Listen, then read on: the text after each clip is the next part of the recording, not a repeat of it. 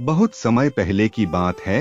एक बगुला था, वह धूर्त था, वह अब बूढ़ा हो गया था। सरोवर के पास के सभी जीव जंतु उसे बगुला दादा कहकर पुकारते थे। बगुला बूढ़ा होने के कारण शिकार नहीं कर पा रहा था। एक बार भूख के कारण वह तालाब के किनारे रो रहा था। एक केकड़े ने उस बगुले को रोते हुए देख लिया।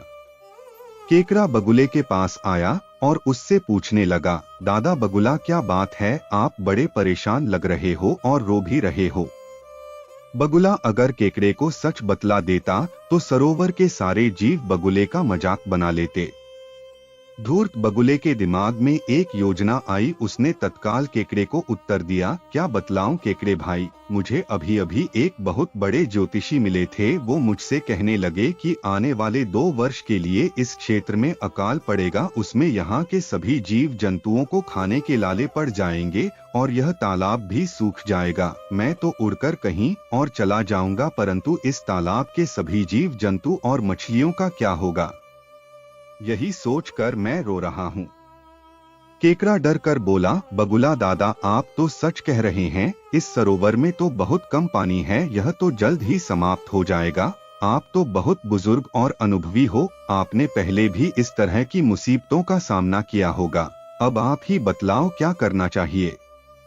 बगुला कहने लगा, हाँ तुम सही कह रहे हो, मैंने पहले भी इस तरह की मुसीबतों का सामना किया है।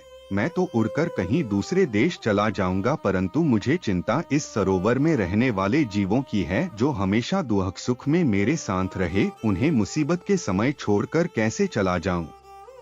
केकड़ा बोला, आखिर हम कर भी क्या सकते हैं? दुष्ट बगुले ने तत्काल जवाब दिया, यहाँ से कुछ मील दूर एक बहुत बड़ा सरोवर है। वह सरोवर इतना विशाल है कि आने वाले 10 वर्ष तक भी बारिश ना हो तो भी नहीं सूखेगा। हम सभी को वही चलना चाहिए। केकड़ा भी बगुले की बात से सहमत हो गया और अकाल आने की खबर सरोवर के आसपास जंगल में आग की तरह फैल गई। सरोवर के सभी जीव बगुले की बातों में आ गए और मुसीबत से बचने की सलाह लेने लगे। बगुला ने सभी से कहा, अभी अकाल पड़ने में समय है, तब तक सरोवर के सारे जीवों को मैं अपनी पीठ पर बैठाकर बड़े तालाब तक ले जाऊंगा और अकाल आते आते इस सरोवर के सारे जीवों को बड़े तालाब में पहुंचा दूंगा। सरोवर के सभी जीव बगुले की बातों में आकर तालाब छोड़कर दूसरे तालाब में जाने के लिए तैयार हो गए। दुष्ट बगुला भी यही चाहता था। दुष्ट बगुला प्रतिदिन किसी न किसी जीव को तालाब से अपनी पीठ पर बैठाकर ले जाता और एक पहाड़ी पर गिराकर उसे मार देता और खा जाता था। कई दिनों तक बगुला इसी तरह मछलियों और तालाब के दूसरे जीवों को मार देता और खा जाता था और मौज से अपना जीवन जी रहा था। एक दिन केकड़ा बगुले के पास पहुंचा और बोला, बगुला दादा, सबसे पहले अकाल के बारे में अपनी चर्चा हुई थी। अभी तक आपने कई मछलियों और जीवों को बड़े सरोवर भेज दिया है, परंतु मुझे अभी तक नहीं भेजा है। कृपया मुझे भी जल्द से जल्द वहां भेज दें। बगुला भी सोचने लगा कि कई दिनों से मछलियां खा रहा हूं, क्यों ना आप केकड़े का स्वाद चखा जाए। बगुला तत्काल तैयार हो गया। केकड़ा बगुले की पीठ पर सवार हो गया। जब दोनों उस पहाड़ के पास पहुंचे जिधर बगुला मछलियों और दूसरे जीवों को गिराकर मार देता था, तभी केकड़े की नजर हड्डियों के ढेर पर पड़ी। केकड़े को तत्काल सारी कहानी समझ आ गई। तभी बगुला बोला, अरे केकड़े, तुम्हारी कोई आखिरी इच्छा हो तो कहो, अब मैं तुम्हें यहाँ से गिराकर मार दूंगा और अपना पेट भरूंगा। केकड़े ने तत्काल अपने पैने डंक दुष्ट बगुले की गर्दन में गड़ा दिए। बगुला जैसे तैसे पहाड़ी पर उतरा, परंतु तब तक उसके प्राण पखेरु उड़ गए। केकड़ा धीरे धीरे वापस अपने सरोवर आ गया। जब सरोवर के दूसरे जीवों ने बगुला के बारे में पूछा, तब केकड़े ने सारी बात बतला दी। तालाब के सारे जीवों को अपनी गलती का पछतावा हुआ। शिक्षा, बुराई का अंत बुरा ही होता है।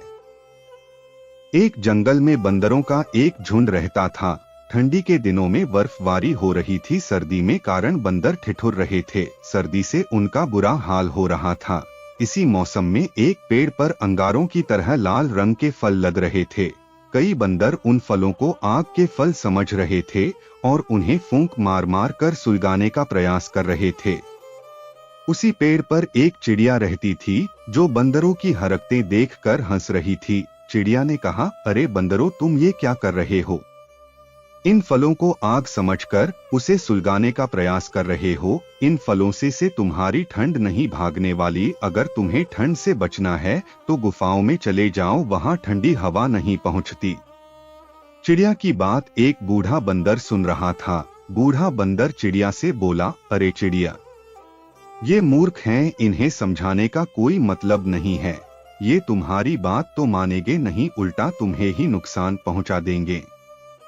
चिड़िया और बूढ़े बंदर की बात झुंड के कुछ बंदरों को अच्छी नहीं लगी और उनमें से एक खूंखार बंदर आया और चिड़िया के घोंसले को तोड़कर तहस नहस कर दिया। चिड़िया के अंडे भी फूट गए और चिड़िया बड़ी मुश्किल से अपनी जान बचा पाई। अंडों के फूटने और घोंसले नष्ट होने से चिड़िया बहुत दुखी थी और उसने निश्चय किया कि कभी भी मूर्खों को उपदेश नहीं देगी।